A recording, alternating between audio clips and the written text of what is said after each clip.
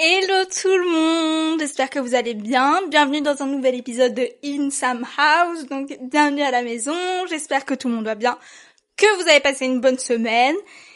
Et nous voilà pour un nouvel épisode. Donc aujourd'hui, je vais vous parler d'un sujet qui m'a touchée, évidemment parce que je parle que de sujets qui m'ont touchée de près ou de loin pour que je puisse en parler, sinon je serais pas légitime. Et qui touche aussi des proches à moi et des gens qui sont pas forcément très très proches de moi mais qui m'en ont parlé. Et du coup voilà, je me suis dit pourquoi pas en faire un épisode. Donc voilà, je vais parler du fait de la peur d'aller mieux. Parce que pendant des années, donc j'ai 23 ans pour ceux qui savent pas. Et depuis très jeune, j'ai été en dépression. Donc je me suis construite autour de ça et donc j'ai grandi avec cette peur de c'est quoi aller mieux en fait? Ça veut dire quoi aller mieux? Ça veut dire quoi guérir? Et qui je suis sans tous les mécanismes de défense que j'ai créés, sans tous ces traumas-là, qui je suis réellement? Et du coup, j'avais cette peur d'aller mieux. Et je vais vous parler évidemment de ce que c'est la peur d'aller mieux, les mécanismes de défense, etc. Et surtout, à la fin, je vais surtout vous donner des tips pour aller mieux, pour vaincre cette peur d'aller mieux. Et enfin, être la version de vous qui est guérie, en fait. Donc, restez jusqu'à la fin, parce que je les donne à la fin, mes girls.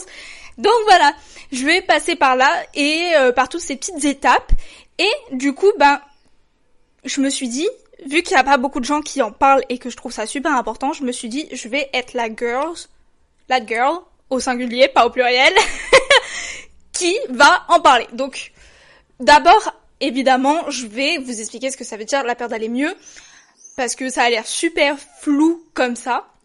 Mais en gros, comme je vous ai expliqué au tout début par rapport à moi, c'est quand on s'est créé autour de traumatismes. Donc ça peut être des traumatismes dans l'enfance, des traumatismes dans l'adolescence, mais quand même des traumas il y a 4-5 ans, et on s'est construit autour de ça. Et en gros, ça peut être des gros comme des petits traumatismes, hein. Ça peut être un sentiment d'angoisse constante, ça peut être une peur de l'abandon, ça peut être un vide qu'on ressent à l'intérieur. Et en gros, pour échapper à ce sentiment-là ou pour continuer à vivre avec ces sentiments-là, on va créer des mécanismes de défense quand on va être face à un déclencheur qui va déclencher cette partie de nous qui a peur, cette partie de nous qui se sent en danger, qui se sent angoissée, qui se sent mise en alerte, en gros. Et que du coup, on a créé des petits mécanismes de défense pour y faire face. Et je vais vous expliquer ce que c'est la peur d'aller mieux. En gros, c'est souvent quand on va être face à une situation, les gens qui ont cette peur de l'abandon, ils vont tout de suite que ce soit conscient ou pas conscient. Je sais que moi je le faisais et c'était pas conscient au début, puis après j'ai réalisé que je le faisais. Mais ça peut être totalement conscient de le faire. Anyway, donc je vais vous expliquer ce que c'est. C'est quand par exemple vous allez faire face à une situation qui va forcément appuyer sur un de vos déclencheurs et du coup, vous allez tout de suite imaginer toutes les possibilités négatives qui peuvent arriver à cet instant T. Genre en mode, il y a telle situation qui va arriver et vous savez que ça va arriver, que il va y avoir par exemple un événement et vous avez une angoisse de l'anxiété sociale et vous allez devoir faire face à une foule ou quoi que ce soit. Et vous allez tout de suite imaginer les pires scénarios dans votre tête qui peuvent arriver parce que comme ça, vous êtes préparé à ce qui peut arriver, vous êtes paré à toute éventualité. Ça peut être, entre guillemets, une bonne stratégie parce que du coup, on est paré à toutes nos peurs, on est paré à toute éventualité. Mais au final, tu vis, quand t'arrives à l'instant T, donc par exemple, je reprends le truc de la peur, l'anxiété sociale et la peur des gens, patati patata. Au final, quand t'es dans la fête ou t'es dans l'événement où il y a plein de gens autour de toi, tu profites pas du moment.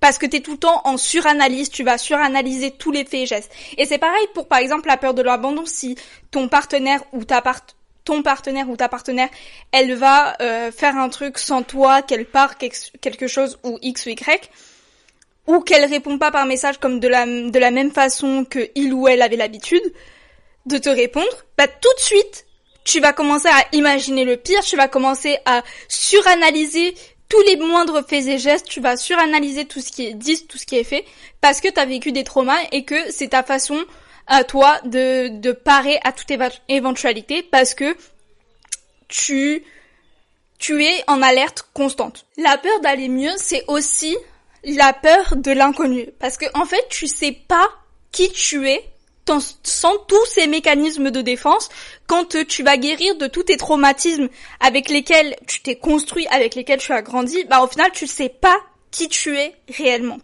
Et je pense qu'il y a cette peur-là de l'inconnu, de pas savoir ce que sera la nouvelle version de toi-même. La version de toi qui sera guérie. Et pas la version de toi qui est en train de souffrir, cette version de toi qui est pleine d'angoisse, cette version de toi qui a cette peur de l'abandon, qui a ce vide en elle, qui est angoissée constamment, qui va mal constamment. Et du coup, tu te rappelles plus qui tu étais avant tout ça. T'as peur de la version de toi qui est guérie, parce que tu sais pas qui elle est. Et t'as l'impression qu'en fait, que si tu guéris, les proches autour de toi, ton compagnon, ta compagne, tes amis, ta famille, peut-être pas ta famille, mais surtout ton partenaire, ta partenaire, ou même tes amis, t'as l'impression que tu vas les perdre parce que tu vas devenir une personne totalement différente. Et ça, c'est un truc que j'ai entendu et que j'ai ressenti moi-même parce que je me suis dit, mais en fait, je sais pas qui je suis sans tous les traumatismes, sans cette pierre qui est accrochée à ma cheville et que je tire et que je tire et que je tire. Et du coup, je me suis dit, mais en fait, peut-être que les gens, ils vont pas m'aimer quand je serai plus cette fille dépressive, quand je serai plus cette fille avec tous ces traumatismes, avec tous ces mal-être. Et comment vous dire, les girls et les guys, que c'était totalement faux, en fait! C'était faux. C'était faux. C'était faux. D'accord? C'est une idée que tu as dans ta tête et elle est totalement valide. C'est totalement valide de penser ça, c'est totalement valide de se poser tout ce genre de questionnement, mais c'est faux. Parce que les gens, ils ne sont pas amoureux de tes traumatismes, ils ne t'aiment pas pour ton mal-être, ils ne t'aiment pas pour tes angoisses, ils t'aiment pour qui tu es. Et je sais qu'à l'instant T, t'as l'impression que tout ça, ça te représente parce que tu t'es construit autour de ça. Mais ton mal-être est... Je les minimise pas, mais dans la réalité, quand tu vas guérir et que tu vas prendre un pied en arrière pour voir comment elle est ta vie, tu verras que tout ton mal-être, en fait, c'est juste une toute petite partie de toi. Évidemment que t'as l'impression qu'elle est immense et que c'est elle qui te construit. Parce que, surtout si t'es passé par une dépression ou que t'as une dépression, évidemment que t'as l'impression que tout est affecté et c'est un fait. Mais quand t'as un mal-être, une peur de l'abandon, de l'angoisse, etc., t'as l'impression que c'est la fin de ta vie et que ça a une place énorme. Et je minimise pas la douleur que tu ressens, je ne minimise pas ce que tu as vécu. Évidemment que c'est horrible, évidemment que personne ne mérite ça, évidemment que tu n'as jamais mérité d'être maltraité, d'avoir des gens qui t'abandonnent, d'avoir des gens qui te piétinent ton cœur, qui te piétinent, etc. Tu n'as jamais mérité ça. C'est un fait. Je le retire pas.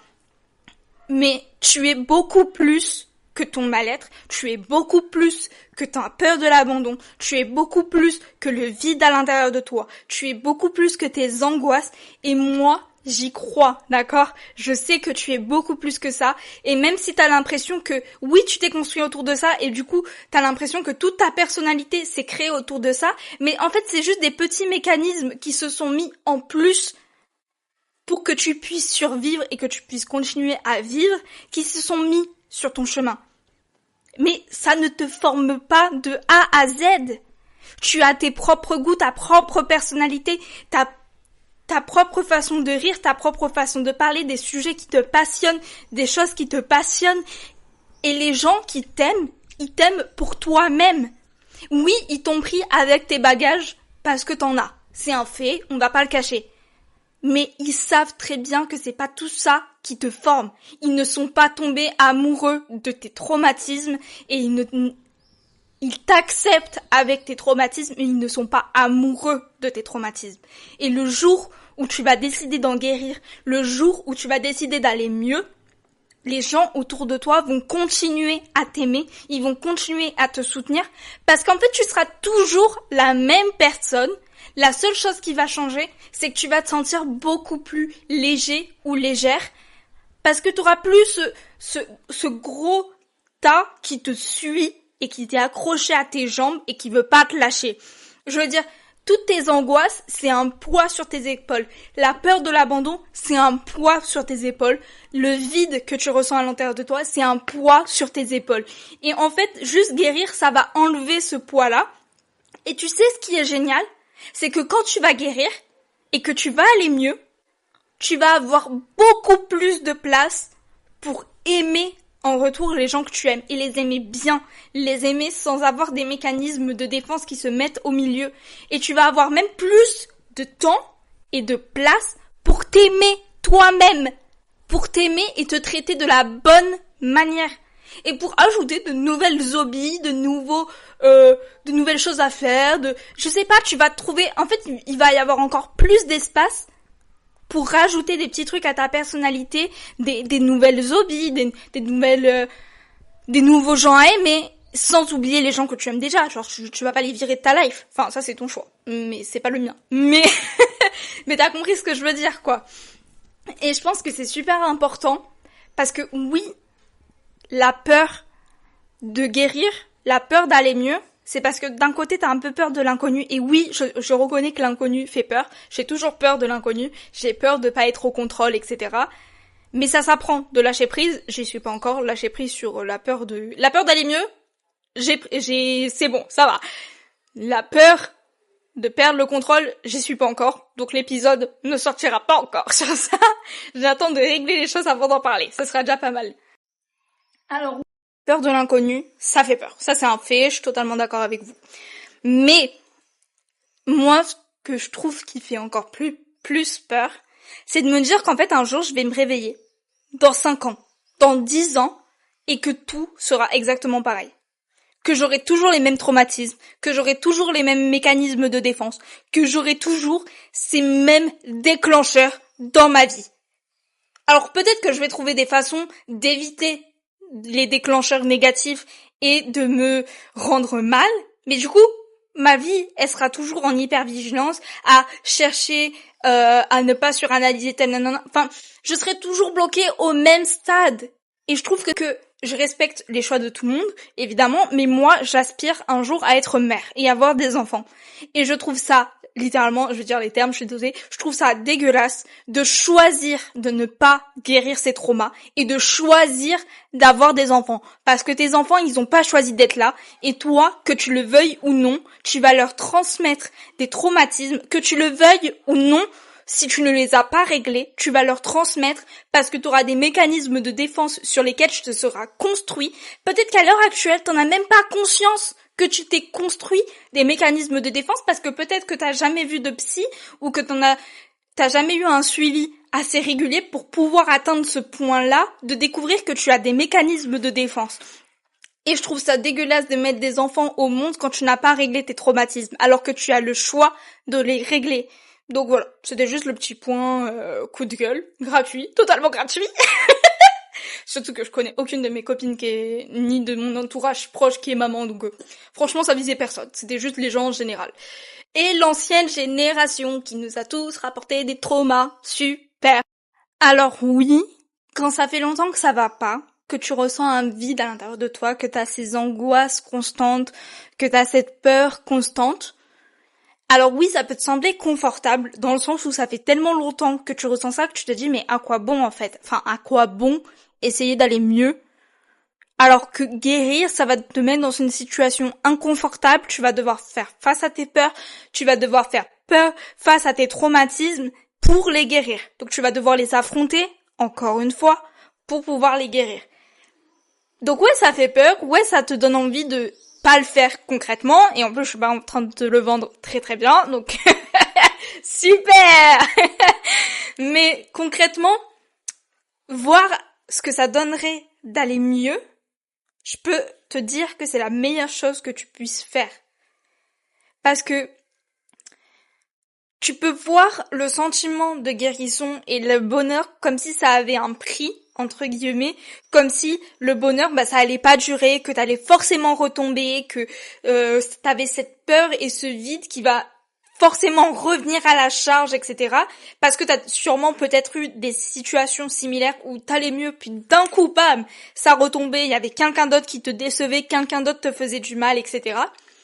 Donc, je sais que t'as cette habitude-là et que t'as peut-être eu des raisons de penser que oui, en fait, je suis heureuse, mais ça va pas durer et ça va forcément retomber sur moi, il va forcément avoir quelque chose, donc pourquoi je vais entreprendre de guérir et d'aller mieux, de faire face à mes traumatismes si quelqu'un par derrière va tout détruire? Et moi, je suis d'accord et pas d'accord. Dans le sens où guérir, c'est pas linéaire, en fait. Guérir, ça veut pas dire que d'un coup, parce que t'as décidé que tu voulais guérir, parce que t'as décidé que tu voulais aller mieux, d'un coup, t'allais prendre tes petites jambes et monter, et que ça allait jamais se stopper et que t'allais faire une ascension vers le bonheur et la guérison d'un coup. Sauf que ça existe pas. Enfin, on n'est pas dans un Disney, on n'est pas dans un film, ça se passe pas comme ça. T'as pas le prince charmant qui arrive et qui règle tous tes problèmes, que dans ta tête, tu vas aller voir un psy et tous les problèmes de ta tête vont être réglés en 3 séances chrono. Parce que ma girl, si ça t'arrive, franchement, je serais hyper jalouse, sache-le. Ça fait tellement longtemps que je vois des psys, j'aurais trop le seum. Sache-le, j'aurais trop le seum. Voilà. Mais c'est pas comme ça. Il y aura forcément un moment, genre ça va monter, ça va aller mieux, tu vas avoir des progrès, tu vas avoir des choses qui vont aller mieux, et d'un coup tu vas faire soit face à un mur dans ta tête, soit face à quelque chose dans la vraie vie, et tu vas retomber. Mais c'est normal, c'est ok, ça veut pas dire que tu fais 15 pas en arrière. Parce que en fait quand tu vas guérir, ce que je trouve ça super cool, c'est que tu vas te rendre compte de choses que si t'étais pas en train de guérir, tu le remarquerais jamais.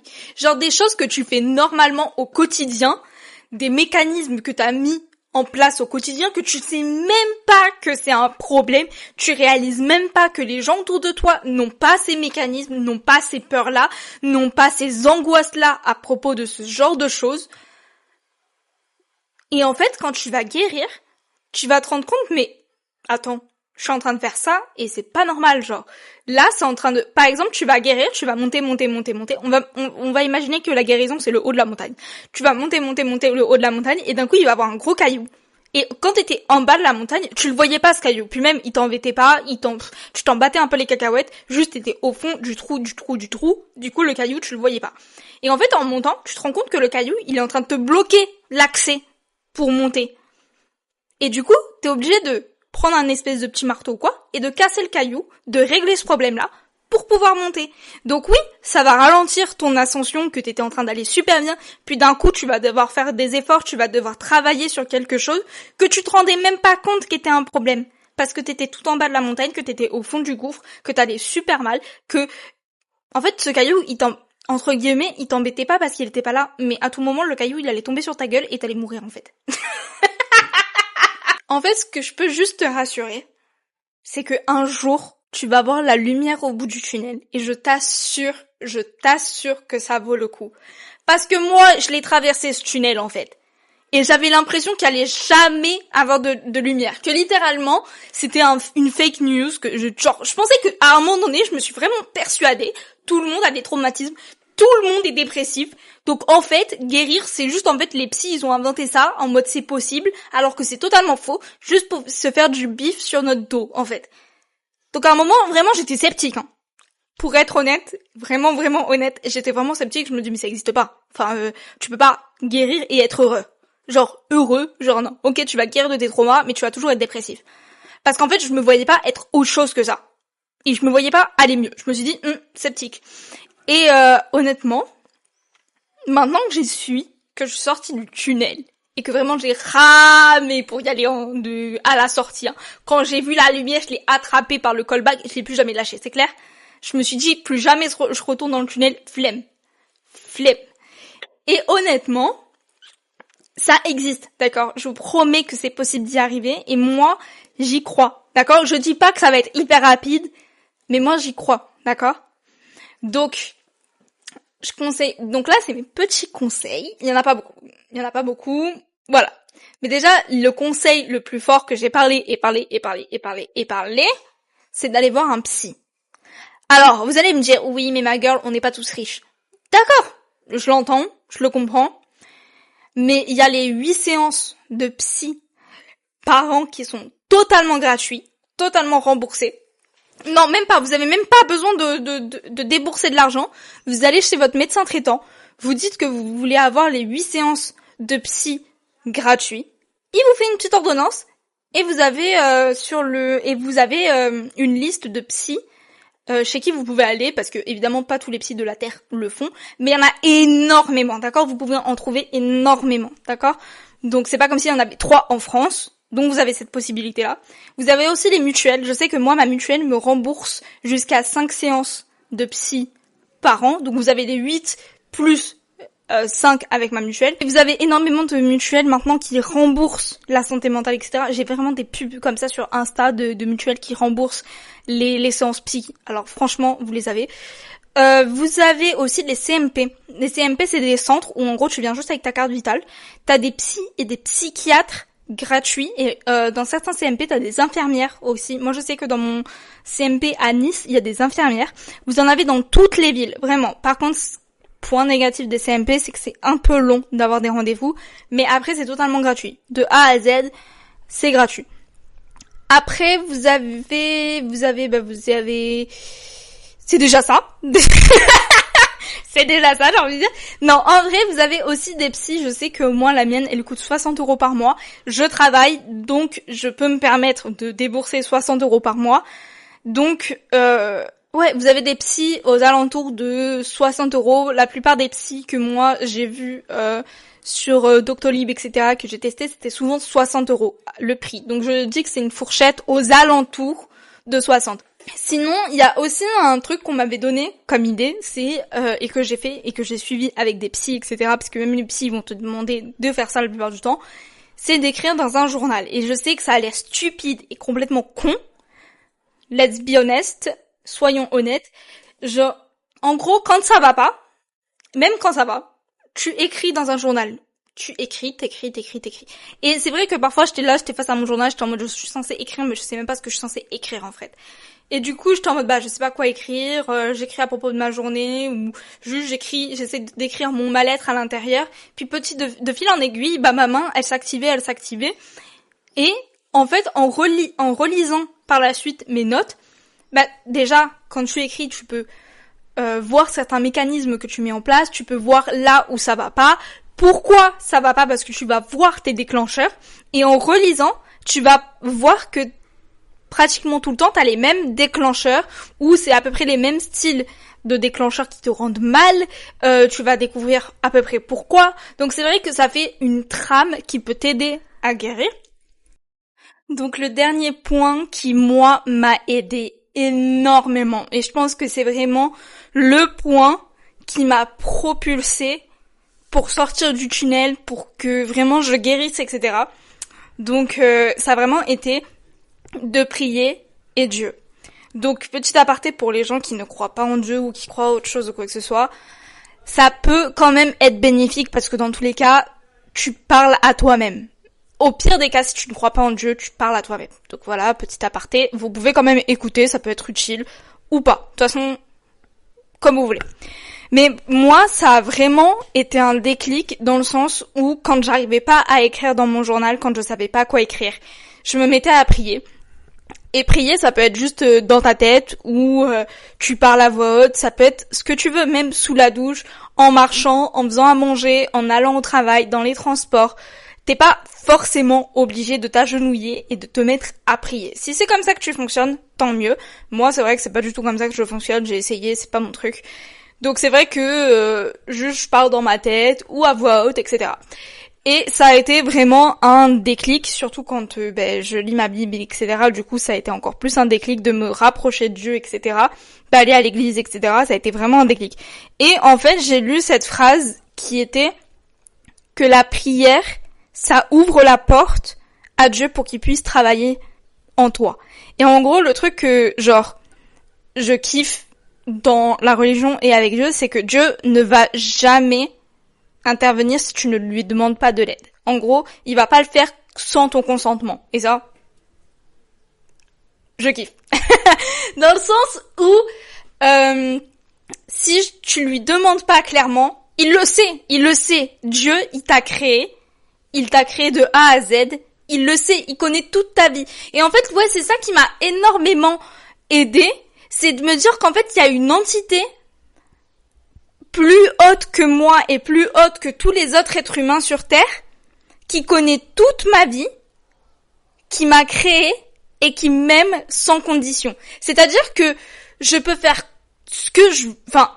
je peux faire quoi que ce soit, son amour ne va pas diminuer pour moi. Il m'aime sans condition. Il n'y a pas de je t'aime, mais je t'aimerai plus si. Non, en fait, il t'aime déjà énormément. En fait, Dieu, il va plus t'aimer en une seconde que n'importe qui pendant toute ta life. Genre toute ta vie. Si quelqu'un t'aime de tout son cœur, ça n'atteindra jamais l'amour que Dieu a pour toi en une seule seconde de ta vie. Et je trouve ça énorme de me dire qu'il y a quelqu'un qui a tout créé, qui a le contrôle de tout, qui connaît toute ma vie et qui peut m'aider dans tous mes problèmes. Tout ce que j'ai à faire, c'est juste de lui demander. Genre aussi simple que ça. Et que même si il te dit non, genre si Dieu te dit non par rapport à un truc, genre tu demandes A, B, C, D, et il te dit non, il y a quand même une bénédiction dans son non, et c'est pas pour rien. C'est qu'il y a mieux après, c'est qu'il sait mieux. En fait, il sait tout. Et c'est ça qui m'a énormément aidé, c'était juste de me dire, je remets tous mes problèmes dans les mains du Seigneur. Genre, je remets tous mes problèmes, je remets tout mon mal-être, je remets toutes mes peurs dans les mains du Seigneur et je le laisse gérer. Je lui dis que j'ai envie de guérir, je lui dis que j'ai envie d'aller mieux et que j'ai besoin qu'il me guide. Et il va me guider vers les bonnes personnes, il va me guider vers le bon chemin, il va me mettre les bonnes choses sur mon chemin pour m'aider, il va me mettre le bon mindset en tête. Enfin, il va m'aider de A à Z en fait. Et j'ai juste à lui demander et à continuer de lui demander et à continuer parce que le Seigneur, genre Dieu, il t'a fait de A à Z. Donc ça, on est ok. Et les envies que t'as dans ton cœur, il s'en soucie.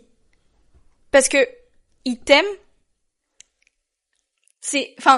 Dans le sens où je vais devenir emotional, désolée, mais dans le sens où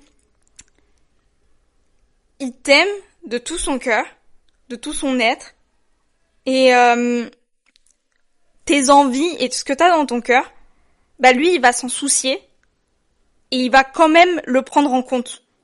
Donc si tu lui dis que t'as réellement envie de guérir, si tu lui dis que t'as réellement envie d'être heureux ou heureuse, lui, c'est tout ce qu'il demande pour toi. Parce que à aucun moment, il veut que tu vives en souffrant, à aucun moment, il veut que tu souffres avec les gens autour de toi, et il veut juste ton bonheur. Et de me dire qu'il y a quelqu'un d'aussi bienveillant, qui a tout le contrôle, qui est au-dessus de moi, ça m'a réellement fait un déclic. Alors, peut-être que les gens qui croient pas en Dieu, qui croient pas en la religion, ils vont me dire, ma girl, il y avait juste toi et toi-même. Mais au final, ça a marché quand même. Parce qu'après plus de 10 ans de dépression, d'addiction, etc., j'y suis quand même sortie. Et franchement, vous savez pas je reviens de loin, de très loin, de tellement loin que littéralement mes proches ne savaient pas si un jour j'allais m'en remettre ou pas m'en remettre. Donc je me dis que moi j'y crois, il y en a qui y croient, il y en a qui y croient pas. Mais que t'y crois ou que t'y crois pas, ça a aidé des millions de personnes. Et au final, même si au final il y a rien, ça te coûte rien du tout d'essayer. D'essayer de parler, d'essayer de t'intéresser, d'essayer de littéralement faire une prière et au pire des cas, il se passe rien, au pire des cas, ça marche. Enfin, au pire des cas, il se passe rien, au meilleur des cas, ça marche. Mais au pire des cas, tu parles juste à toi-même et au final, ça peut t'aider, entre guillemets, de te dire que tu parles à quelqu'un, même si tu parles à personne et que tu parles à toi-même. Bref, on se comprend, ok? On se comprend. Mais du coup, ça serait tous les petits conseils que je peux vous donner et j'espère sincèrement que ce podcast a pu vous aider. J'espère sincèrement que ça a pu aider une seule personne. Si ça a pu aider une personne, moi j'ai fait mon taf. Et je sais pas, j'espère sincèrement que vous allez aller bien. Et que de toute façon, si vous avez besoin de parler, moi je suis toujours dispo. Donc vous n'hésitez jamais à venir me parler. Et je vous aime super fort. Et on se revoit dans 2 semaines pour un nouveau podcast. Bisous!